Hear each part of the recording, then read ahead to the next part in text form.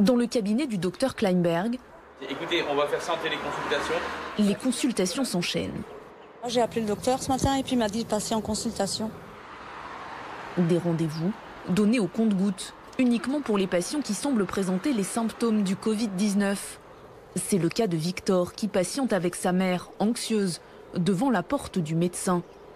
Une salle d'attente improvisée, en plein air, sur le parking du bâtiment pour éviter les contacts rapprochés entre les malades dans un espace clos. Vous pouvez l'accompagner en tant que maman, évidemment, il n'y a pas de souci. Voilà, on vous fait rentrer directement, mon interne va s'occuper de vous. Mesure de précaution oblige, les patients passent d'abord par la case lavage de mains, puis s'équipent de masques avant l'auscultation. Alors, on va aller voir Victor. Qu'est-ce qui lui arrive à Victor? Raconte-nous un petit peu.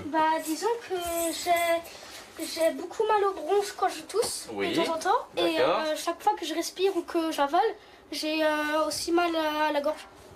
Mais pas de fièvre. Sa mère s'est-elle inquiétée pour pas grand-chose?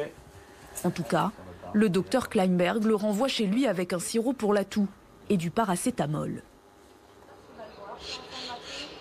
Pendant ce temps, sur le parking, un autre patient qui semble bien plus mal en point attend déjà. J'ai attrapé ça samedi dernier, donc je suis venu là lundi. Ouais. Et il m'a mis sous antibiotiques, enfin tout ce qu'il fallait. Et là, je l'ai appelé parce que quand je suis debout, je peux que rester couché. Quand je suis debout, j'ai pas d'air. On va aller tout de suite. Didier a 53 ans et en quelques jours, son état s'est fortement dégradé, si bien qu'aujourd'hui, il a du mal à marcher tout seul et à respirer normalement. Ouais, il est un peu moite. Vous avez des moiteurs comme ça? Ouais. Depuis quand? Tout le temps. Tout le temps? Ouais. Mais ça fait combien de jours? Toute la semaine, avec mes dos que je faisais. Ouais, pourquoi vous ne l'avez pas appelé avant? Je vous ai dit, surveillance. Ouais, vous êtes moite, hein? Des sueurs, une respiration rapide et un taux d'oxygène dans le sang beaucoup trop bas. 70, c'est pas beaucoup, ça, hein? Ça sent le SAMU, ça. En quelques minutes, le médecin pose son diagnostic. Didier a contracté le coronavirus. Il développe des symptômes qui ne trompent pas. C'est surtout les signes respiratoires, comme je disais avant. Il a des signes digestifs, il a des diarrhées, il a ses petites toux. Il a surtout cette polypnée, c'est-à-dire l'augmentation rapide de la respiration et un oxygène qui est ici à 77, ce qui est grandement anormal. On va l'oxygéner très vite, je vais appeler le 15 rapidement. On va faire venir de l'oxygène, de toute façon. Le docteur déclenche donc la procédure d'urgence. J'ai à mon cabinet quelqu'un qui n'est pas bien, il me faut de l'oxygène rapidement. J'ai une désaturation à 77, c'est un patient de 53 ans. Tu m'envoies les pompiers rapidement, hein? Je l'envoie sous 4 litres d'oxygène et puis en filière Covid. Hein? Ok, merci, au revoir. Allongé sur la table d'examen, Didier comprend que cette fois, il va devoir être hospitalisé. Moi, 2-3 jours que je cherche l'air. Même la nuit, j'ouvre tout pour avoir de l'air qui passe dans la maison, alors ça va. Et pourquoi vous n'êtes pas venu immédiatement chez le docteur? J'étais déjà venu, alors je me suis dit j'attends vendredi. Mais comme il est débordé aussi, je voulais pas déjà rappeler trop tôt. Vous auriez appelé, vous auriez donné un peu d'oxygène, ça aurait été plus efficace, hein? Car à présent, il faut faire vite. Ah oui, voilà, ils sont. Le médecin passe le relais aux pompiers qui arrivent avec l'oxygène réclamé. On va vite vous enlever le masque, rapidement, le temps de mettre celui-ci. Hein. Un masque à oxygène chargé de faire remonter sa saturation dans le sang à un niveau normal.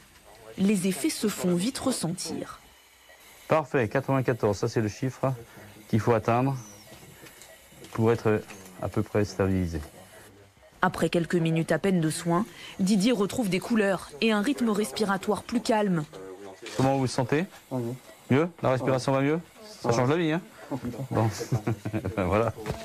Et ben voilà. Vous avez déjà une meilleure tête, un peu moins sûre. Hein? C'est ça qu'il nous fallait.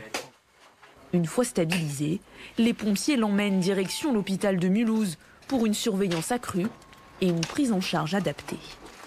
Chaque maillon de la chaîne est important. Nous, on est le maillon qui dépistons. Voilà, enfin, qui essayons de dépister, parce que là c'est un peu tard évidemment, mais qui essayons de dépister, de ne pas atteindre ce genre de situation. Si tout se passe bien, peut-être qu'avec une oxygénation de 24-48 heures, il sera mieux, il pourra rentrer sous oxygène, ça je peux pas encore le dire. Voilà, le fait qu'il ait répondu si vite, c'est quand même assez favorable ça. Fin de mission pour Didier Kleinberg. Et bien là maintenant, il faut qu'on fasse un ménage complet du lit d'examen, bien qu'on ait pris des draps que j'ai déjà tous jetés. Un ménage indispensable pour protéger les prochains patients et pour tenter lui aussi de se prémunir contre une possible contamination. Même si, comme beaucoup de personnels soignants de la région, il manque de masques et d'équipements de protection.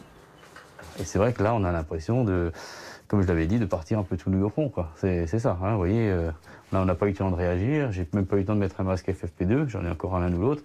C'est vrai, on a travaillé comme ça, voilà, on a une prise de risque. La guerre de 14 avec des armes de 1070, c'est un petit peu l'impression qu'on a, oui, effectivement. Un scandale sanitaire sans précédent selon lui. Heureusement, grâce à la solidarité des habitants du coin, il a pu récupérer quelques masques de chantier inutilisés. Ils lui serviront à examiner les prochains malades.